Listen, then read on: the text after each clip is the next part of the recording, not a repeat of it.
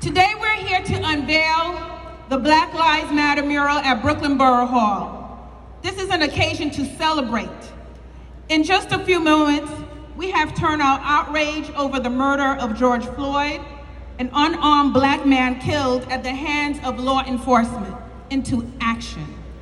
Last week, the people of New York City and state celebrated Juneteenth collectively for the first time in history.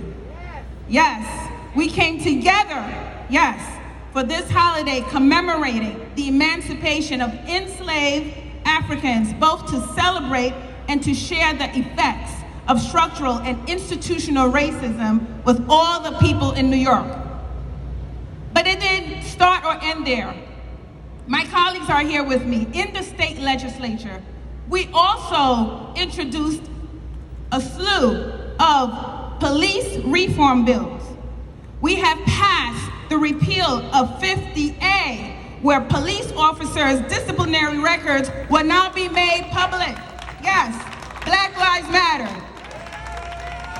We passed the STAT Act, which were required to capture and report the race and ethnicity and sex of anyone arrested and charged with a misdemeanor, or who dies while in a police custody or during an attempt to establish custody.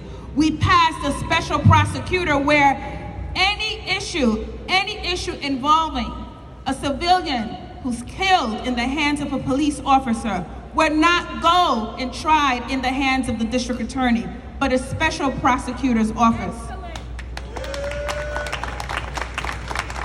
Because we want to make sure there's integrity in our investigation. We also passed to ban chokeholds. Yes.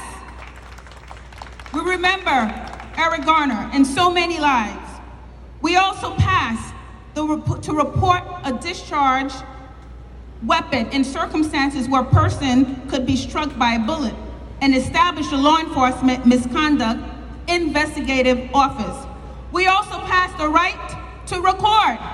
You have the right to record an incident when you see between a law enforcement officer and a civilian. Racism isn't exclusive to police, though. It is embedded in our society, in our culture. We see the inequalities daily in our schools. You heard, our schools has been segregated for so many years. Think about it. When we think about the specialized high school, only 7 Black kids were admitted to Stuyvesant High School. And you know what? We're talking about Black Lives Matter, but when we respond to the news and say this is unfair, people say, oh, well, they need to be, they need to work harder. They need to stop hanging around. They need to do their homework.